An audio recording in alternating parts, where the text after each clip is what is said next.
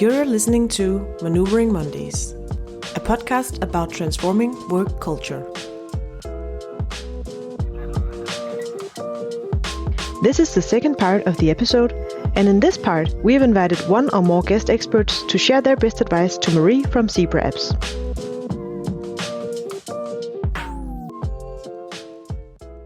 And your hosts today are AK And Ivana. And today we have you with us, Michelle Leedy.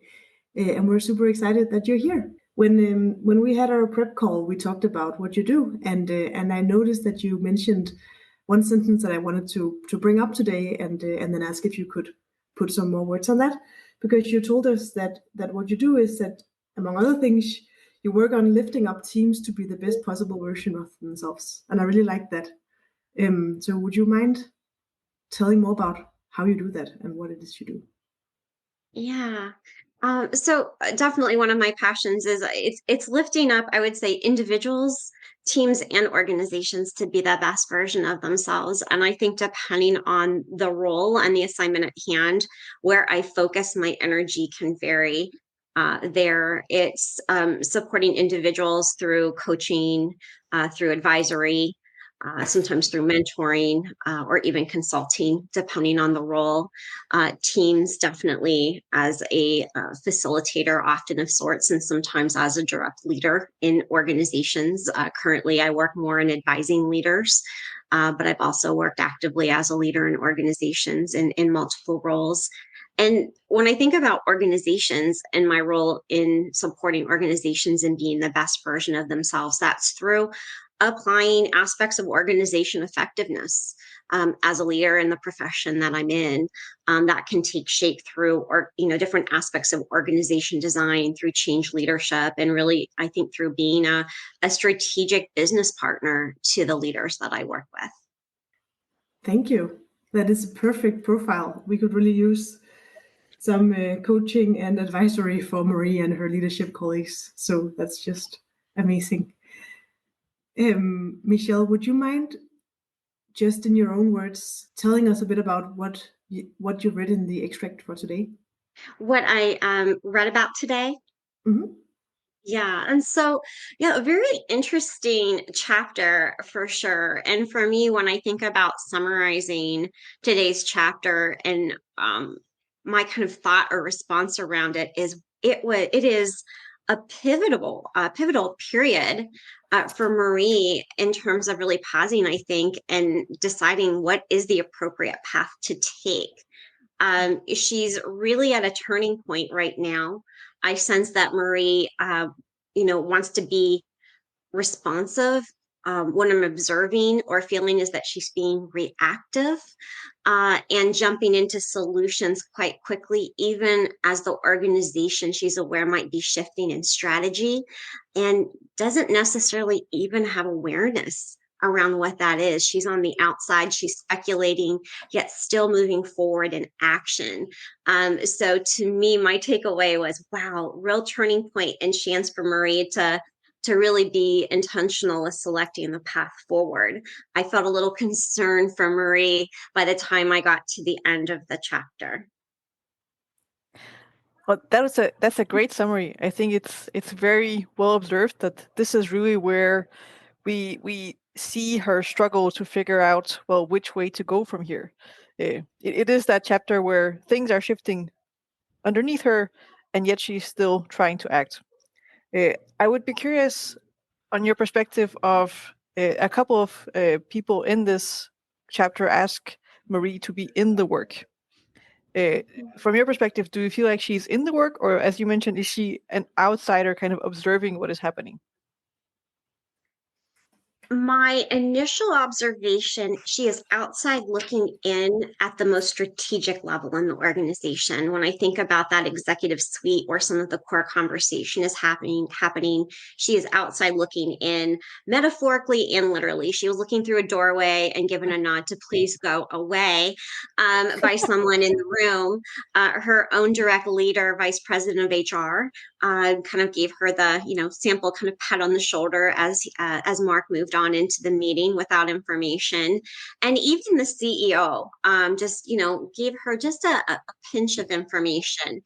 Yet she's outside looking in. And despite that, she is getting into the work a layer deeper, while I would say being misinformed or not at least clearly informed, validating her information before proceeding. I think she thinks she's in the work, but I think she's more outside. Mm. That's a great observation. One of the things I would also be curious about hearing your perspective on is she's still trying to fix the organization that exists right now. Like the problems that Zebra Apps has been carrying for a while, this is what she's trying to engage with and try to rectify. Is that where she should be putting her time, given that the organization may be shifting?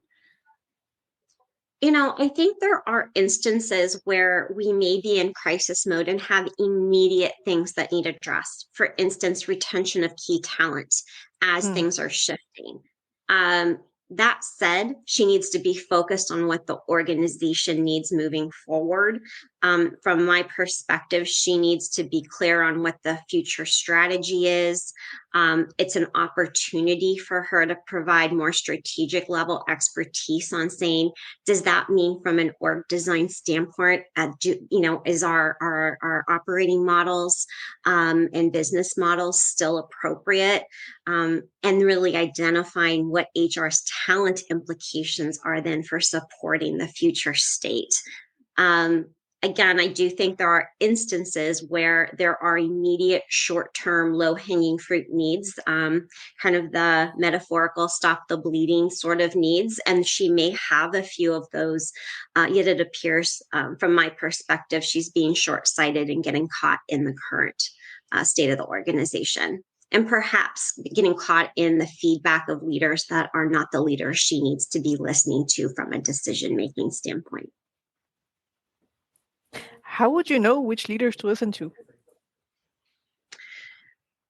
So ideally, and this does not appear to be the case for Marie at the current time, ideally she's aware who the key influencers and decision makers are in the organization. So to get into tools or models, very simple stakeholder analysis could be a simple tool she applies. When we don't have time to go deep, I'm a huge fan of using RACES, which is, who's responsible, accountable, consulted, and informed. And right now, there are some decisions that need made for solutioning, and it does not appear that she is clear who has strategic accountability at the executive level to be partnering with those leaders in the right way and ensuring buy-in. So I think those are a couple short-term things that she could do to have better understanding if she doesn't currently have it. Ideal state is also working through the vice president of HR, Mark, who does have a seat at the executive table, but has not brought her into those conversations. So I think those are three, immediate means to do that, that they may not be available to her right now. And I think that's a really, really good point, because now that you say this, it's actually true that she was tasked to fix this culture program, but we haven't heard any time in the story that she's actually been directly asking neither Mark nor Natalie, the CEO and her manager, the VP of HR, for the actual future strategy of Zebra Apps. She's been looking more retrospectively on what has been happening up until now that has caused this, loss of people or people resigning. But she hasn't actually focused that much on the future, except for this section where she now suddenly gets really curious about what's going on in the secret meeting with the leadership team, as you say. So it's a good point that she should have been more proactive in actually seeking this information. And of course, I think you also allude to the fact that her manager probably should have brought her in and helped her with this. But you're right that she's actually really focused on the past. Mm-hmm. Yeah, and I think, there's some things that she's been asked to do, including from the vice president of engineering, yet it's not clear, the overall executive suite level, what is the standing of that individual? Is this really where she should be taking information to the point that she's even thinking of walking away from her designated role, putting someone into an interim role of which it doesn't appear from a successor standpoint there is agreement or buy-in around that person's competency to move into a role, at least from the CEO standpoint. And so she seems to be operating somewhat in a silo from those who will ultimately be able to support her success, particularly if the sands are shifting in the organization. So I think she's put herself, well intended, into what sometimes people call a CLM, a career limiting move. And so she may find herself, particularly if the sands are shifting and she jumps too quickly to solution and steps outside of really her strategic accountability and or responsibilities, in a really tough spot personally, professionally, as well as, her ability to really support the change that's being asked for in a sustainable way.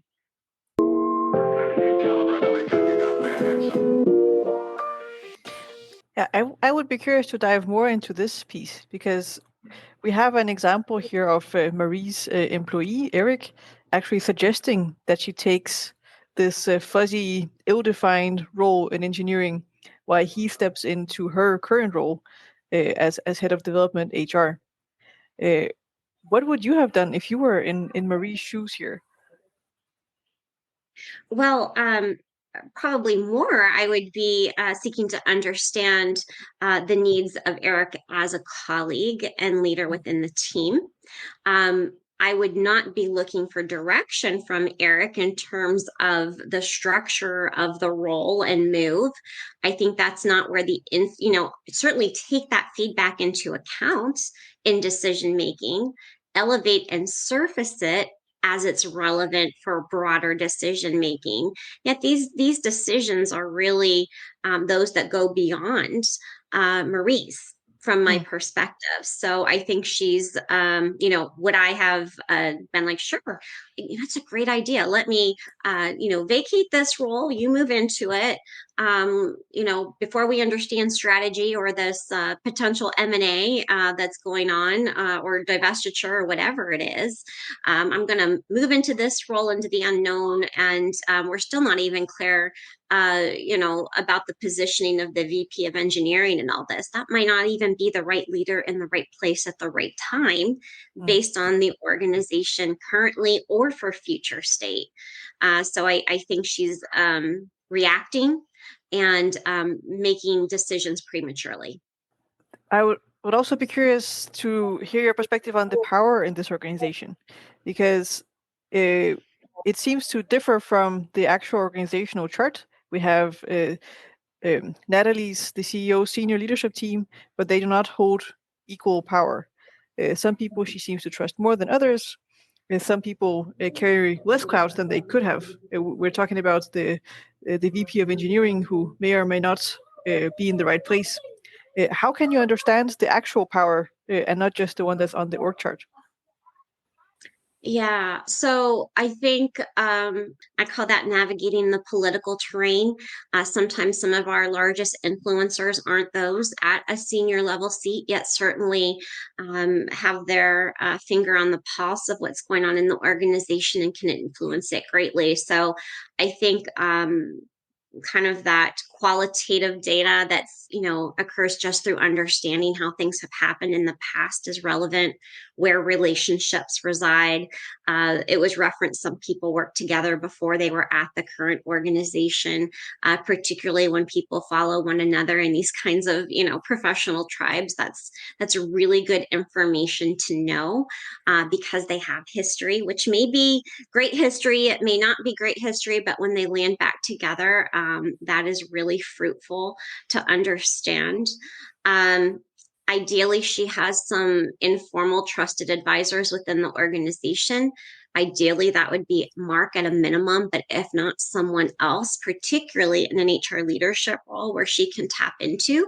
But from what I read in this chapter, that internal trusted advisory was unclear.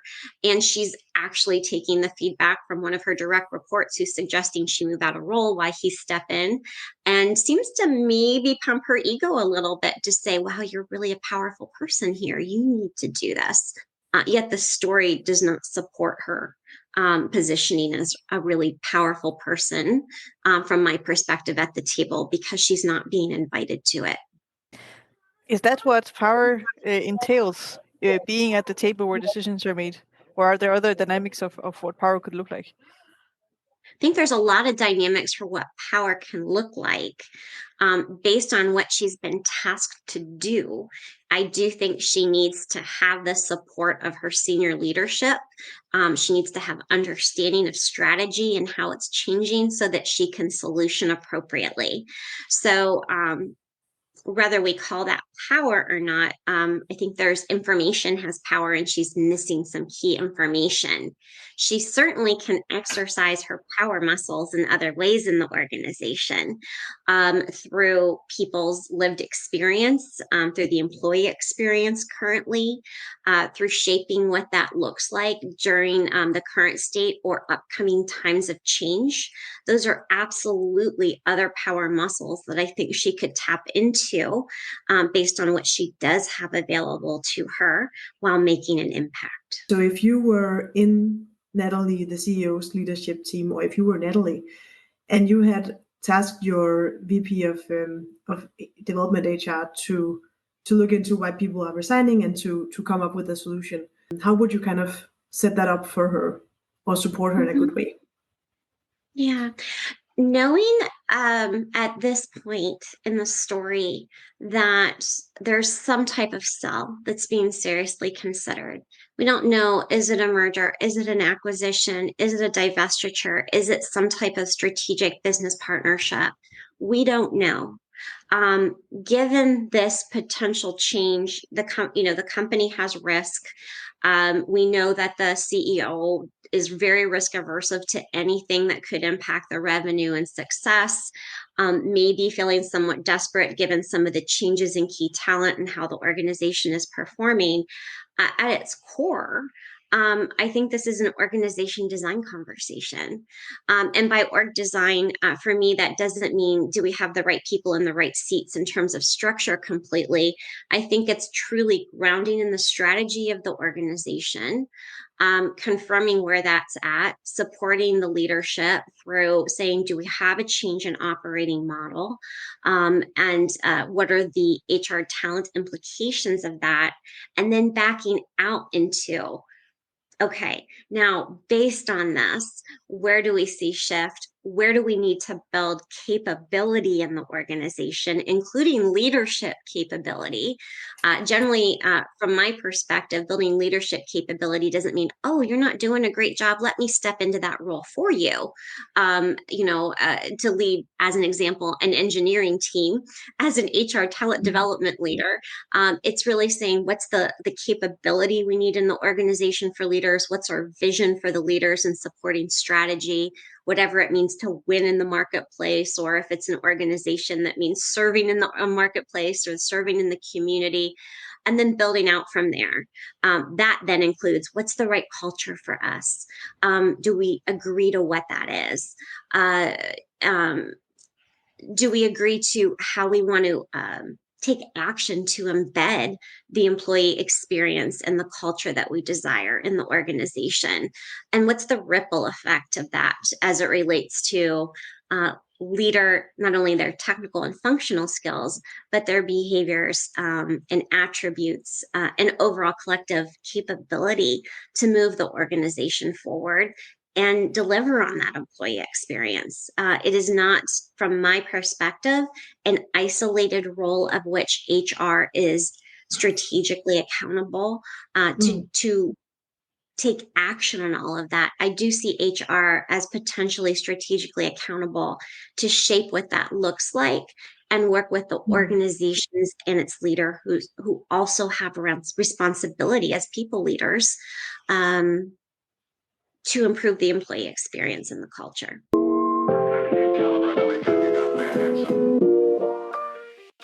In this story for today, we also learned that there is a group of people trying to shape this organization that may not be in leadership positions. We see this with Jason. When he starts, he references that there's this group of people that are trying to invoke change in the organization. And Marie also encounters similar mentions later in the story. How do you think about the fact that there's the formal leadership that are trying to shape the strategy and the development of the organization, and then there are some interested parties that are also trying to influence how the organization develops that may be different from the formal leadership? Yeah. So a beautiful opportunity to tap into the passion and influence of people at every level of the organization who have a desire to influence change. The disjointed aspect between moving forward on what that change is related to strategically where the organization is going is problematic. And so I think this is an opportunity, again, for Marie to pause, clarify, and understand based on the readiness of the organization. They may have NDAs, non-disclosure agreements underway at this point. It is not at a point of readiness, perhaps, for her to move forward, to understand what is that pause? Is there incremental work that can be done to support change leadership and then change management based on where the organization is today?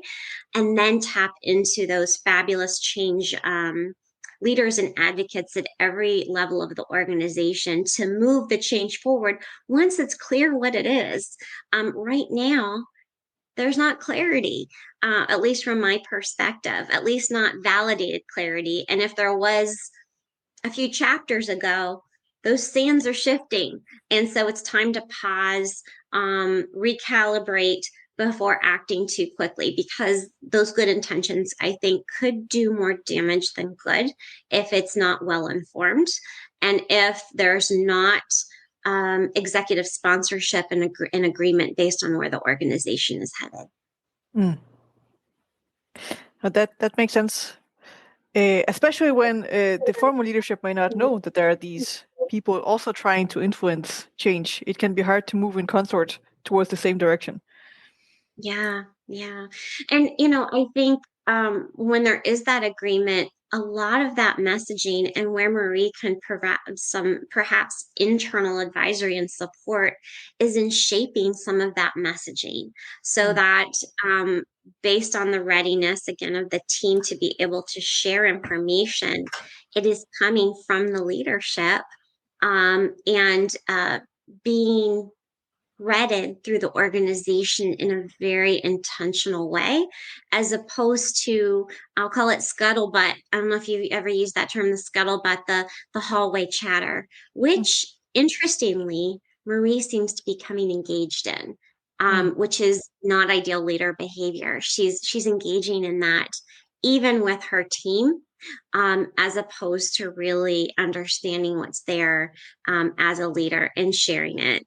It's almost a little gossipy, which is less than ideal, and again, I think could damage her credibility to engage not only her team but others if she doesn't recalibrate this and really think about, again, how to, I think, be responsive instead of reactive. I also want to dive into the fact that Richard returns into the picture. Richard, who founded Zebra Apps together with Natalie, and then left Zebra Apps, and now is in this conference room where something is being discussed about the future of Zebra Apps. Any thoughts on Richard's return? Yeah, so definitely pretty intentional from Natalie's standpoint, from my perspective, considering that they were co-founders. Richard left, wouldn't be brought back unless, what wasn't referenced is where's the board of directors in this, if there is a board of directors or whoever those advisors are from a governance standpoint. It's possible Natalie's in the mix and bringing Richard back. It's possible that she or he's not. So it's definitely relevant. It's an investment. Boomerangs are great.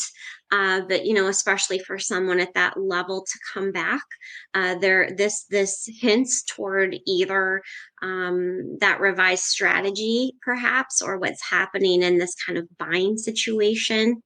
So it's time to pause and assess for sure.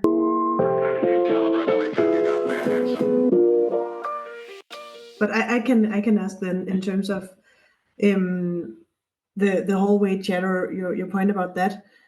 So Marie is, I think, these people in the engineering department, they are obviously making conversation with her, being friendly. How would you advise Marie to kind of approach these people? Because she wants to build trust with them, but is there a better way than instead of the way she chooses? I think so. Moving formally into a leadership role in the organization does not create accountability or build capability with other leaders.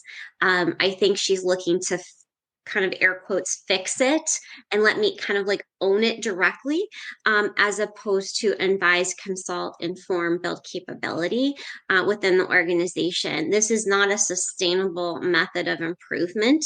Any leader could struggle with some of the leadership aspects of their department. That doesn't mean that an HR professional goes, okay, let me take over that now, as opposed to how do we support? I mean, that could be an endless cycle of just HR leadership rotation. And I would question, she kind of self-identified for this role with the input of one of her direct reports who wants her job to move into it. Is she the right person?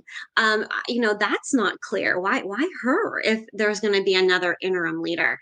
So yes, I do think there's a better way. One is through, I think, qualitative data that can be collected through analysis and based on the safety and readiness of people to share that. I think part of that needs assessed. In organizations that are experiencing challenges like this, sometimes people don't feel safe in sharing their thoughts. So there needs to be a way to methodically collect I think both qualitative and qualitative data to inform that. And that might mean that it's happening through a third party, because the reality is she is internal. She's in HR, and as much as she would love for people to trust her and talk with her, she's going to be showing up still as a representative of the organization and a neutral party to gather that data, whether it's through focus group, whether it's through diagnostics and other things may be needed, at least to validate what's shared. I think that there are other things that can be put in place as well to understand how this organization has been positioned.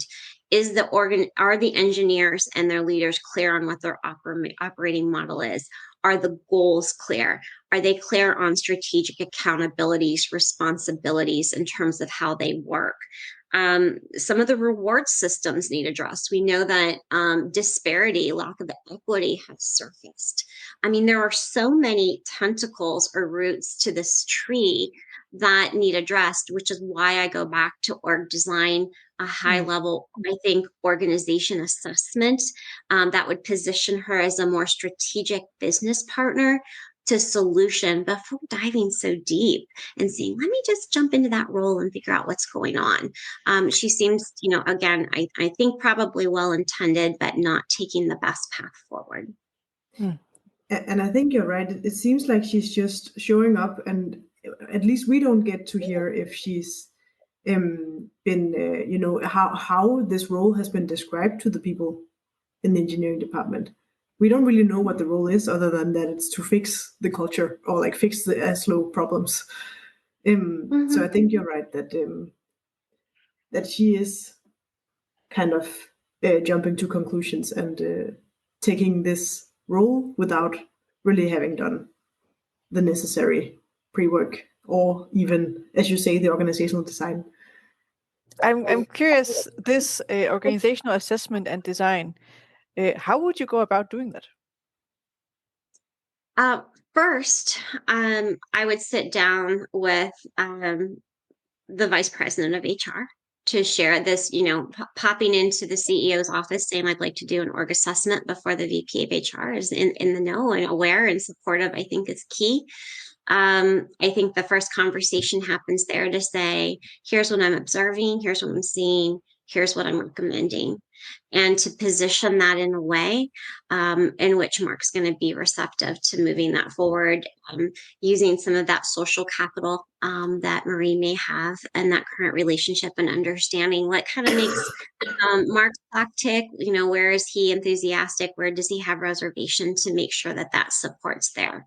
Chances are, if he's not supportive, that will fall flat, and she needs that advocacy.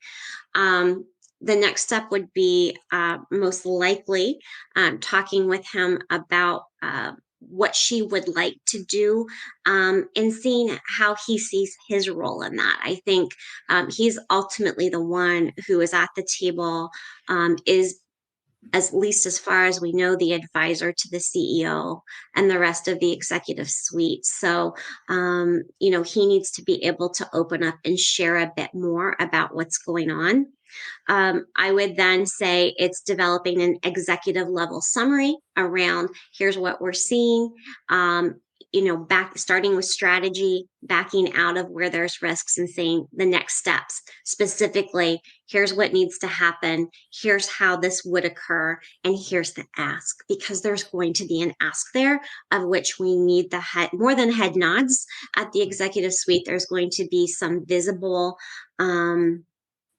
input and perhaps visible communication that needs to happen at that level for the organization to trust what's happening and why the data is being collected, how it's being collected, how it will be used, how people will hear the results, etc. I would suggest that occur in a rather condensed period of time.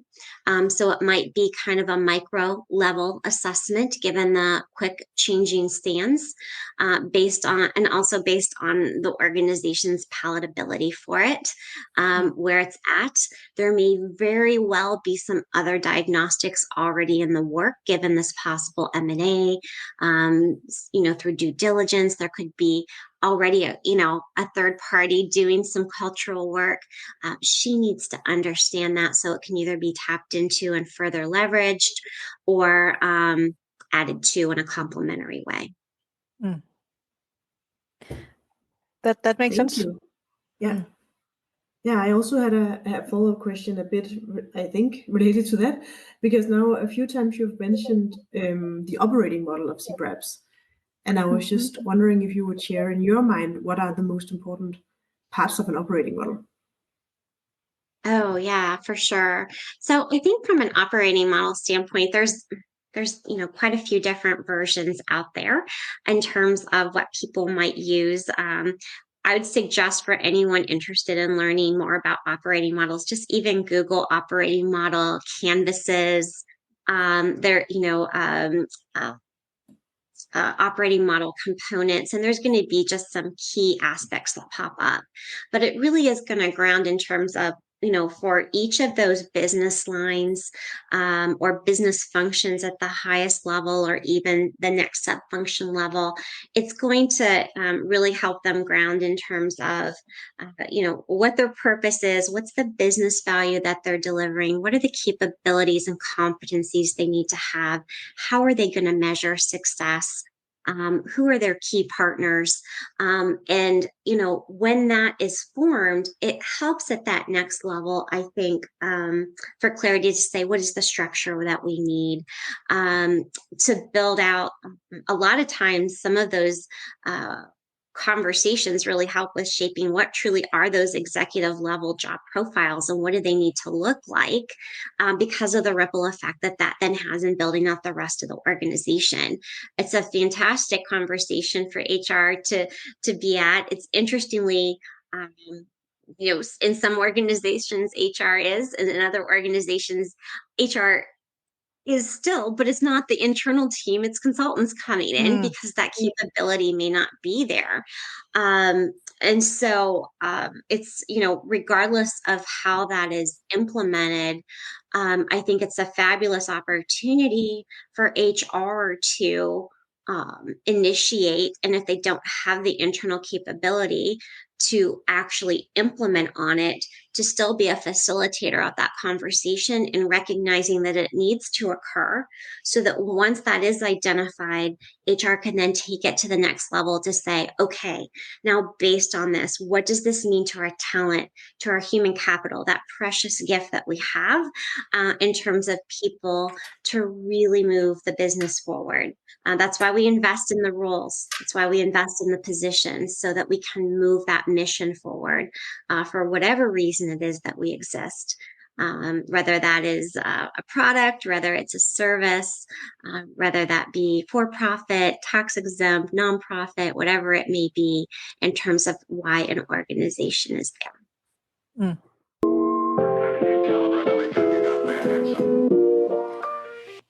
I want to investigate the ASLO problem that Marie is trying to solve. We have a problem with declining product quality.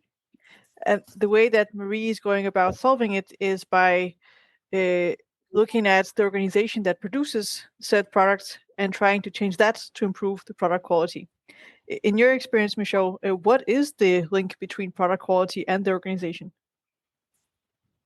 What is the link between product quality and the organization?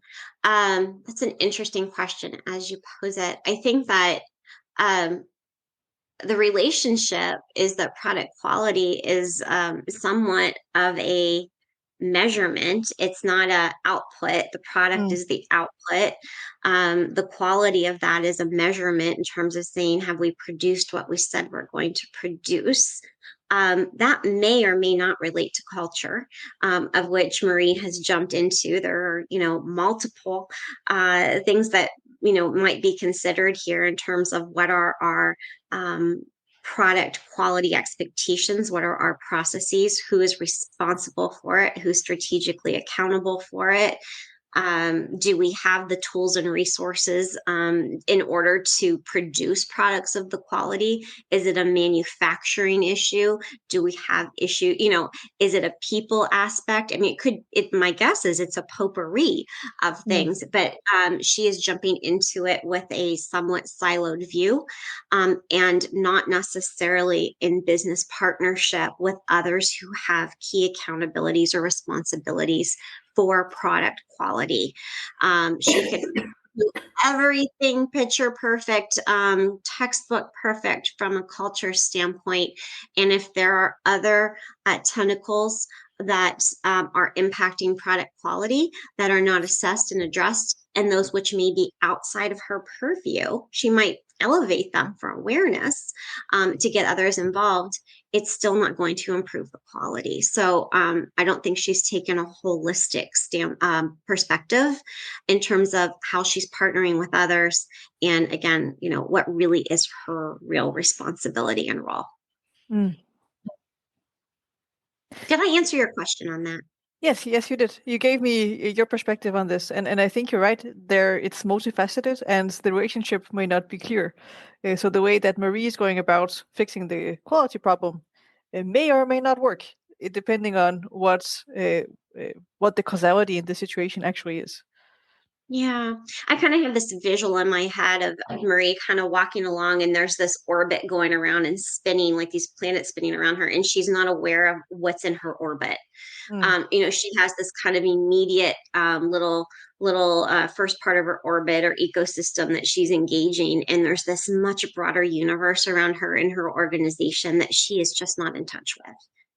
She hasn't even necessarily kind of labeled that these are some of the other key aspects that I need, when I say that Marie needs to be aware of. I'm not sure that she's thinking about those things and moving too quickly. Yeah. Do you have some maneuvers for how to realize the orbit that's like floating around you? Yeah. So I'm going to go back to on a high level.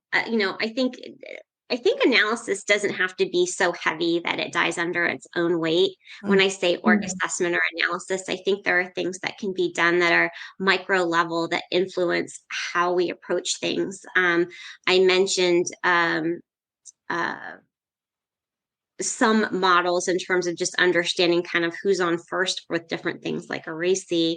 But I think she could do a simple SWOT analysis with her team, strengths, weaknesses, opportunities, and threats, or with some key leaders, and break those down, each of those into like little segments or categories within each. So as an example, strengths, weaknesses, opportunities, and threats within each of them, getting very holistic feedback around what are, leadership, products, safety, culture, you just kind of go through it, and so that we're going into it in a well-rounded way as we gather feedback. Technological, that could be one, because sometimes, and I think this is where Marie has her risk, she's kind of doing that, but she's doing it so much constrained to her bubble that she's missing the broader business aspect and what could be moving around. I think a PESTLE analysis, PESTLE, could be interesting. That's more of an outside in perspective, really relevant given the sands that are shifting here. What's happening here politically, economically, socially, legally, technologically, environmentally. Sometimes I think, particularly within HR, we can get kind of just inside again the organization, and we're not thinking about what's happening from an outside in perspective, again, impacting the business, and then backing out of that to say, again, what are the talent implications here? And what's our role in influencing that in the organization as it moves forward? That makes sense.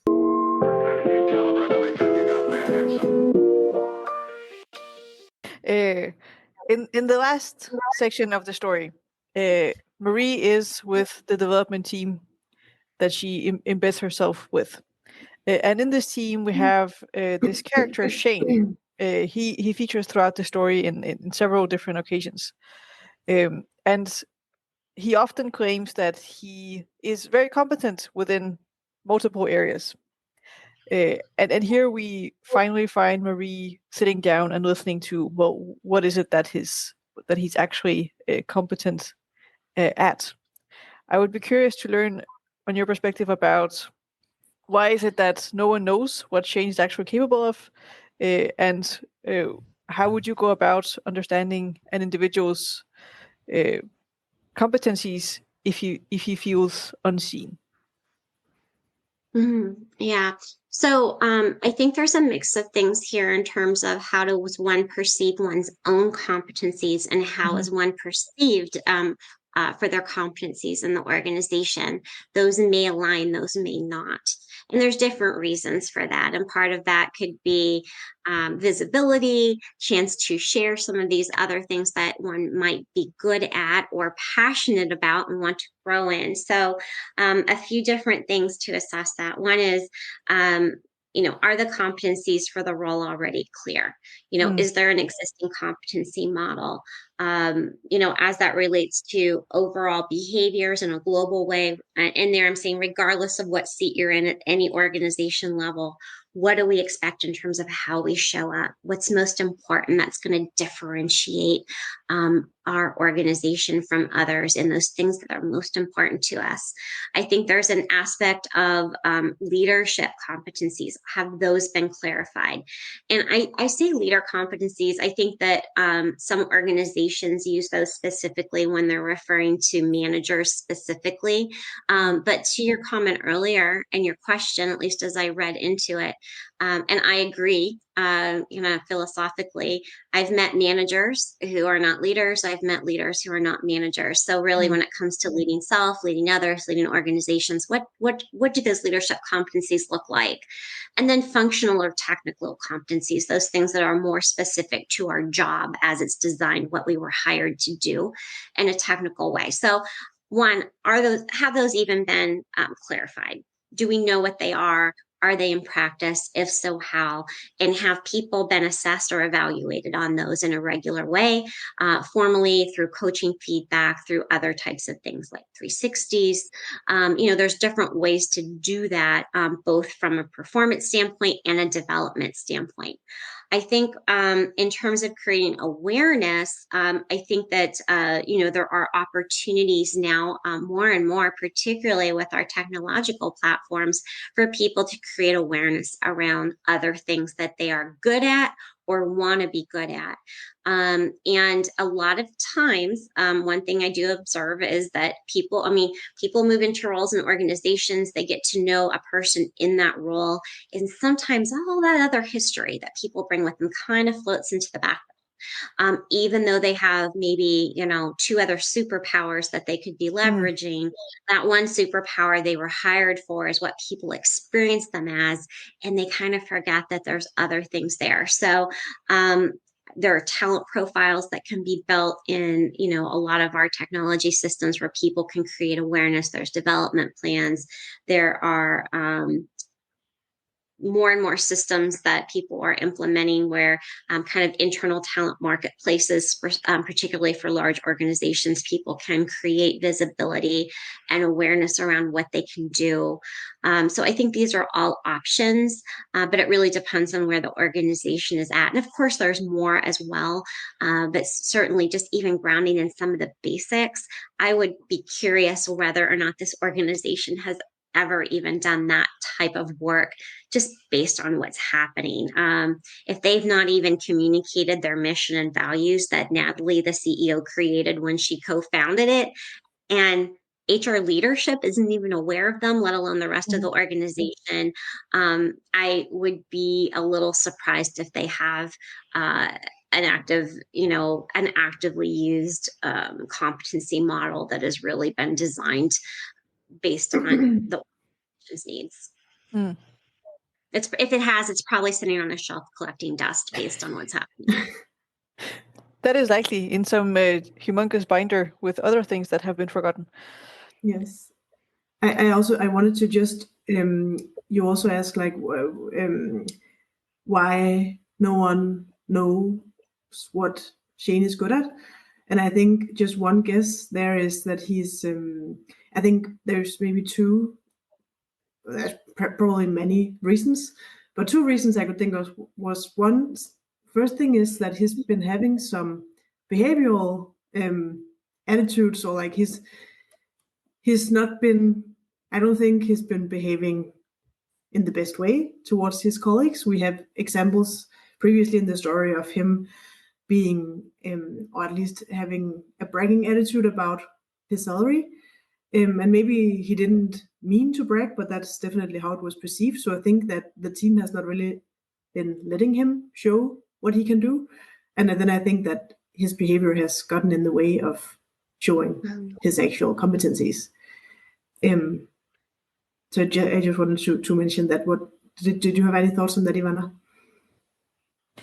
Yeah, I think it can be very hard to see how competent a person can be if it is hard to work with that person. If it is hard to interact, then no matter how competent you are, people are likely to find ways to work around you. So there is something about being a person that other people actually like collaborating with that usually helps. Yeah, I think that's I think that could be the case with Shane here at Zebraps, because I actually do think he sounds like his profile is a good match. It's just not working in reality. It sounds like he has those functional technical skills that you were talking about, but when it comes to some of those differentiating behavioral competencies, at least however he's exhibiting those, how he's being received is not helping him to advance himself. I often think about if he was so willing to do a deeper dive to understand how he's being received, I think he could be a great candidate for a 360 assessment. So for those who may be new to 360 assessments, one, they're typically grounded in some competencies that are selected. And if an organization doesn't have a competency model, there's a lot of providers out there who will teach some basic competencies just to get some well-rounded feedback. And what one does is they complete it for themselves and say, how do I think I'm doing across these defined competencies and I evaluate myself. But my upstream leader, the person who I report to, completes it. I have some peers and I select who they are, who complete it. If I have direct reports, if I am in a manager role and I have direct reports, I can ask them to complete it. And then there might even be another body of individuals that are partners that complete it. Maybe they're customers, maybe they're people, if I'm in HR as an example, they're internal people that I serve. And so I get that feedback returned back to me in a report. Someone who's trained on how to deliver and coach me through it delivers it. And I hear how I am perceived. And so, and what's can be really, really powerful about that is it's not about so much whether I agree with it. If something surprises me, I could have every reason under the sun why I did this because of X reason or Y reason. Power in this is how do I understand how people perceive me so I can be more intentional in my relationships and be more effective. It's not about do I agree or not? Is it right or wrong? And while I might be surprised, how do I be more effective through understanding how people receive me?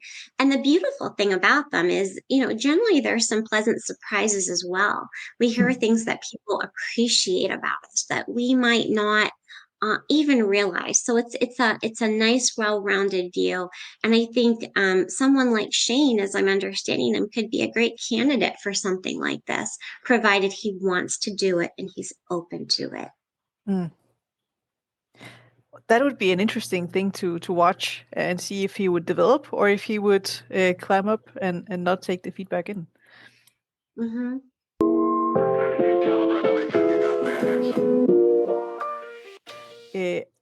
I have one more question regarding Marie. We've discussed that she's stepping out of her HR role, a role where she has the ability to influence the strategy and structure of the organization, and then she steps into this more tactical team development leadership role. In your experience, are development HR professionals exceptionally well suited for leadership? Is this a breeding ground for the future leaders, or are those two completely different competencies? Oh, so I look at that more at the individual level. I don't know that I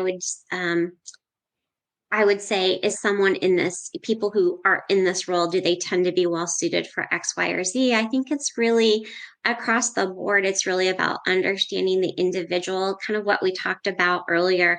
People come into roles with all kinds of often experience in their background.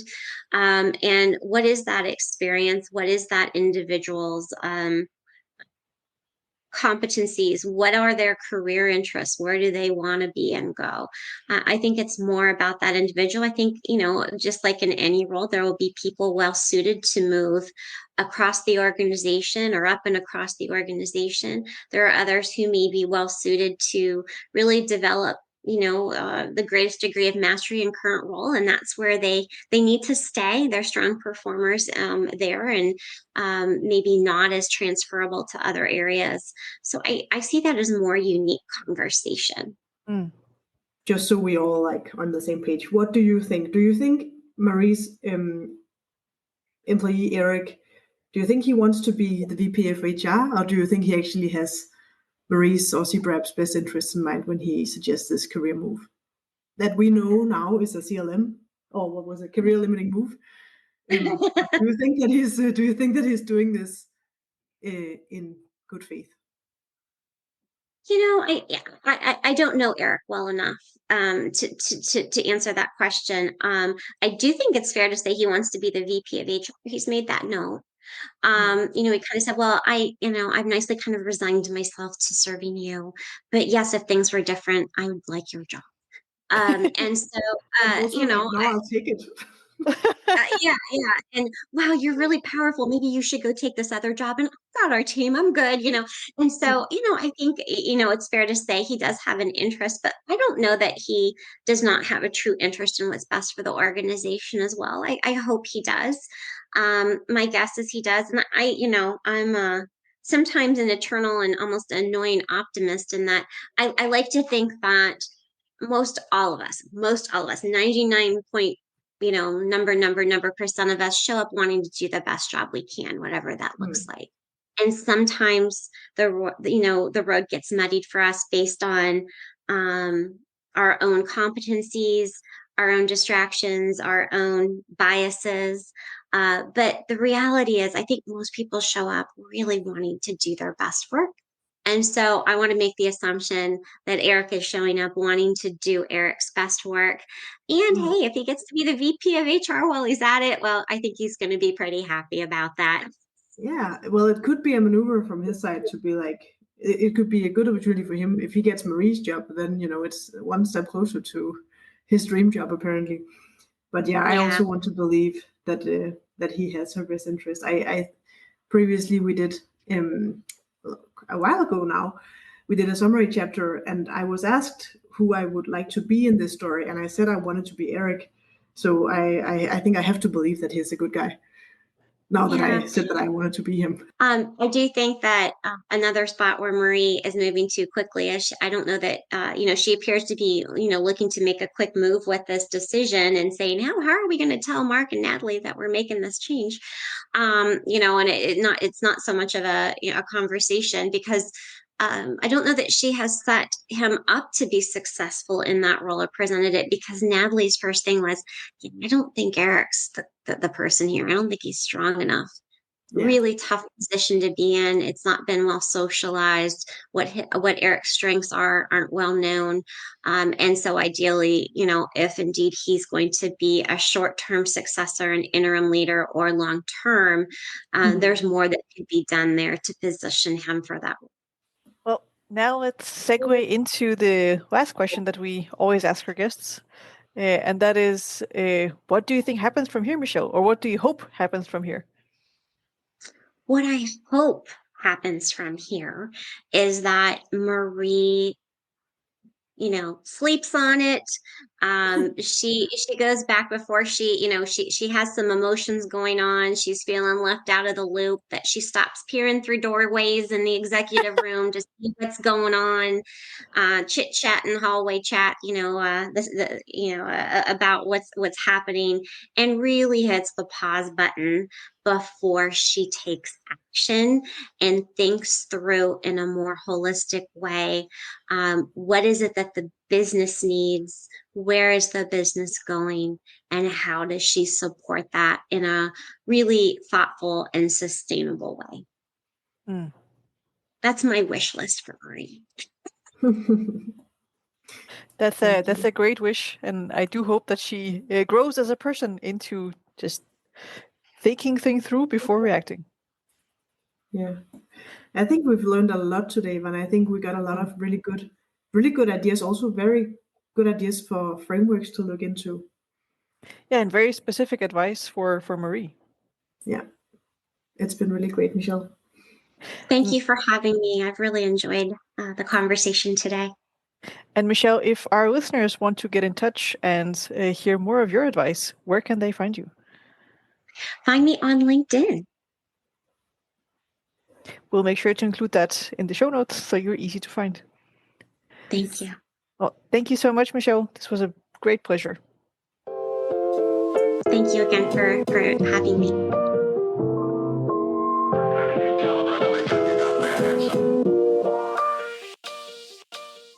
You're listening to Maneuvering Mondays, a podcast about transforming work culture.